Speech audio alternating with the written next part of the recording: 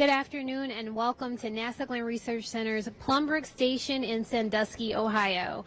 I'm Nikki Welch and I'm at our Space Environments Complex. Now this complex houses the world's largest and most powerful space environment simulation facilities.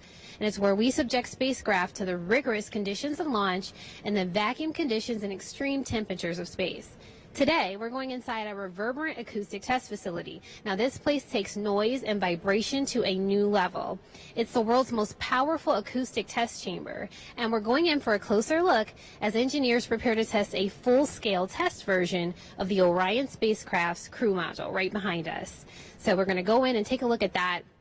As always, we have NASA experts ready to answer your questions, so go ahead and start sending those in the comment section, and we will answer them for you throughout today's show. So to get us started with our look around this facility and tell us more about the test in Orion, I'd like to introduce the test project manager, Miss Nicole Smith. Hi, Nicole. So to get us started, tell us more about the facility, the Reverberant Acoustic Test Facility. What does it do and how does it work? So welcome to the Space Environments Complex, which is the world's largest space simulation facility. Specifically today, we're going to be talking a little bit about the world's most powerful acoustic chamber of its size, which is right behind us, also known as the RADIF or Reverberant Acoustic Test Facility.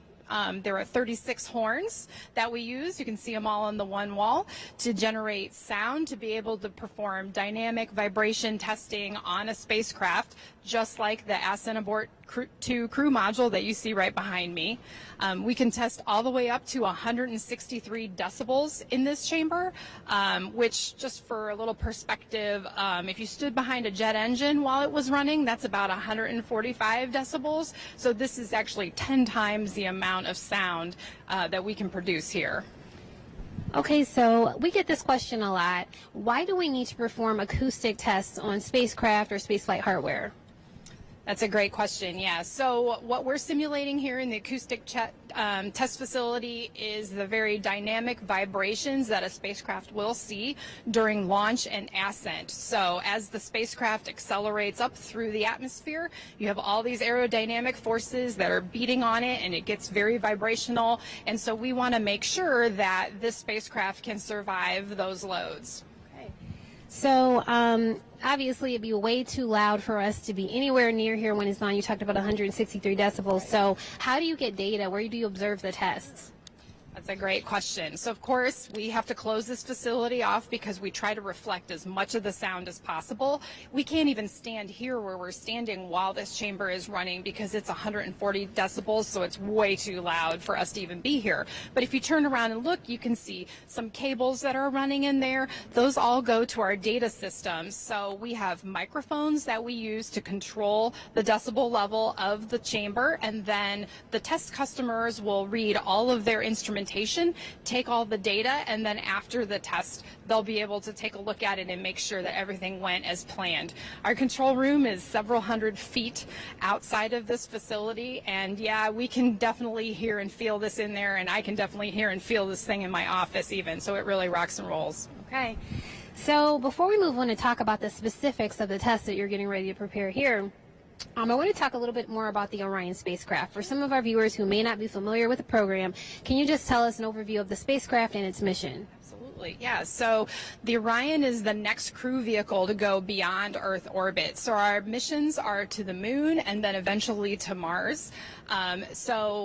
There are three main parts of the spacecraft. So there's the crew module, as you see here, which is where the astronauts will be the crew. There's a service module, which provides services to keep the crew alive and to drive the spacecraft. So like power systems, thermal control systems, and the main engine. And then there's the launch abort system, which is to get the crew module away from the rocket in case something bad happens during launch and ascent. So speaking of that, let's talk more about what's installed here. This is a test version, but can you tell us more about it and the test that you're preparing to conduct? Yeah, absolutely. So this is the crew module for the Ascent Abort 2 or AA2 flight test, which is going to happen down at the Cape next April. This crew module structurally is very similar to the actual crew module that people will eventually fly in, but it has very test-specific hardware in it, like avionics and power systems, and the data systems are all specific to this test. So we're going to run it through the paces here, get it up to about 155 decibels, so the engineers and designers can take all that data and check it against their engineering models and make sure that everything matches up and that they'll have a successful flight test in a few months. Okay. And speaking of the flight test and launch abort system, we do have an image of the Orion spacecraft with the launch abort system here. So can you use this to kind of show and tell a little bit more about the launch abort system? Okay, well, just to start out, so here's our crew module that was behind us in the chamber, so we're testing that, and then this is a fully functional launch abort system, or LAS. So there are three main types of engines on the launch abort system. So the abort motor, the jettison motor, and the attitude control motor. So the abort motor is the one that fires in case something happens with the rocket, and it pulls the crew module, and the whole thing comes away from the rocket at a really fast speed. The jettison motor, sorry, let me go back. The attitude control motor is the one that repositions the entire capsule to the right position for it to be able to eventually land. And then the jettison motor gets rid of this whole tower so the crew module can start falling towards the ocean and the parachutes can come out and they can land gently and safely in the ocean. Now, in the case of this specific test, we aren't going to be using the parachutes because we don't need to. They've been tested a whole bunch of times, but we're going to be taking data as it goes down to the ocean.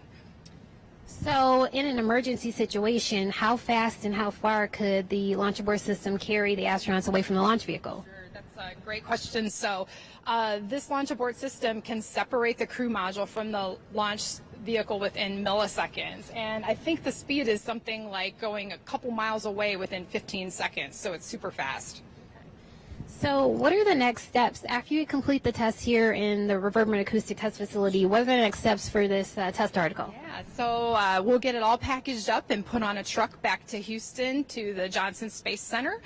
The crew module will be mated with a separation ring, and then it'll be sent over to Kennedy Space Center, where it'll be mated with its launch abort system and the booster rocket that this test is going to ride on, and then they'll launch from the Cape in April of 2019. Okay, so that's a really exciting time, I'm sure, for you and everybody else involved.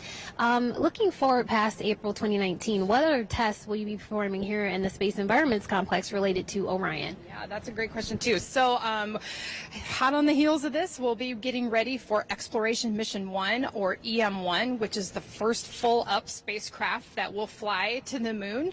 It'll fly and be out on orbit for about 25 days, close to a month. But first it has to come here, and we have to put it through the paces in our thermal vacuum chamber, and also through the paces with electromagnetic interference testing. So it'll be here for about 4 months. The thermal vacuum testing is about 65 days long, and we'll make it really, really cold, minus 250 degrees Fahrenheit, and really, really hot, 300 degrees Fahrenheit. So we'll simulate the cold and the heat of space, and we'll pump it down the vacuum, so there'll be no air at all in there for quite a while. It's going to be a really exciting test. After that, too, we also have a fairing separation test. So the fairings are these covers that go over the service module, and they fall away, so they separate as it's going into orbit. It's very important that they separate properly, because if they don't, your mission is pretty much done. So we'll test that in our thermal vacuum chamber. And actually, the crew module from EM1, when it comes back, will get all cleaned up and sent back to us, and we'll put it in our acoustic chamber again and run abort level testing on it again. So we're pretty excited about all that testing over the next few years. Yeah, that will be an exciting time. So we're going to go to Facebook and see if we have any questions from Facebook.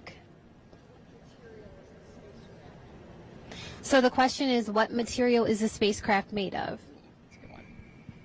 This spacecraft is made out of aluminum, but a lot of other parts of our spacecraft are also made out of composites.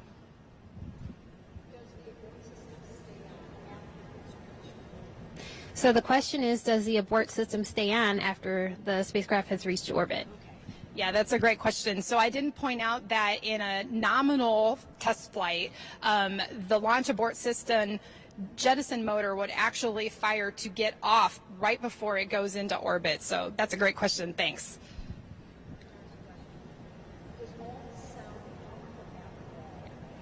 So the question is, does all of the sound that you expose the spacecraft to come from the wall of where the horns are?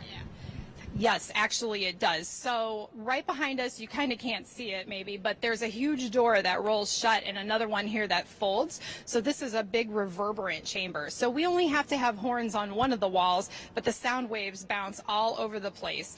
And honestly, based on how loud we want this sound to be, we can tune how many of those horns on that wall that we have on at the same time too. Okay, I had a question as we were talking. So when you run the test, how long do you have to run them to sort of get the data that you need to? So once you initiate that sound and that vibration that goes on, how long do those tests run? That's a good question. So this test will run each one of them for about 3 minutes, but we can run this chamber up to about 10 minutes in length. Okay, so they're pretty short. Yeah. Okay.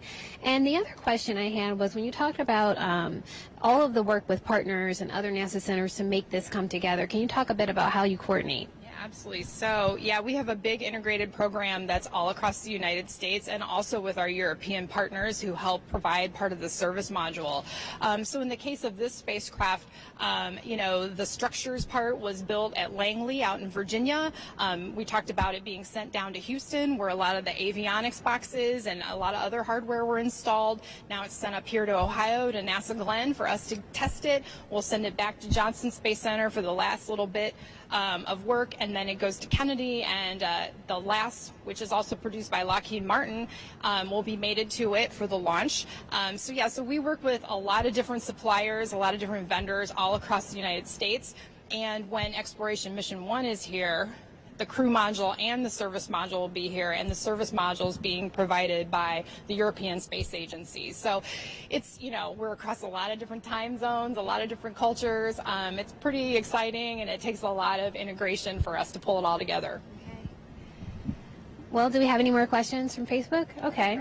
Lastly, one thing I want to ask, because a lot of times we have questions from students and young people who are interested in engineering. If you could just talk about kind of your path and how someone, if they're interested in doing what you do, how would they go about that? Sure. All right. So when I was in high school, I found out that I was really good at math, although a lot of times I was very artistic, so I took ballet and I took piano and stuff like that. But I loved math, and I loved that there was a single right answer for things, and being able to find the answer to those was very challenging, and I enjoyed it. So when I started college, I was a mathematics and statistics major, and then I added the aeronautics major because they had the best toys. So I loved the rockets that we got to play with. I loved dealing with airfoils and wind tunnels, and then I went to graduate school to be an aerospace engineer. So that's how I started out. So I would recommend from anyone, one of the most important things you can do when you're in junior high or high school is really get the math classes. And you know what else? Don't feel bad if you don't do well on a test, because I have plenty of tests that I got C's on, and then I just worked all the harder and made it happen. So just have creativity, have innovation, work really hard, try to get your math classes in, and if you can do some fun things on the side like robotics or stuff like that to get experience, that's a great way to do it too. Thank you so much, Nicole, and I want to thank you for the discussion and letting us know about your story, and thank you for joining us today. We have actually got to get out of the way because engineers need to get back to work to continue preparing this test and make sure it stays on schedule. But one thing you can do is continue to stay online. We're going to continue to answer questions as they come in, so we'll hang out a bit longer there. And if you're interested in exploring more of the Space Environments Complex, this facility and other facilities, the vacuum chamber that Nicole referenced, we have an online 360-degree virtual tour that you can check out. It has videos, images, and lots more information about the work that we do here and other spacecraft that have been tested in this facility. And the link to that virtual tour is included in this post. So once again, I want to thank you for joining us, and we'll see you next time.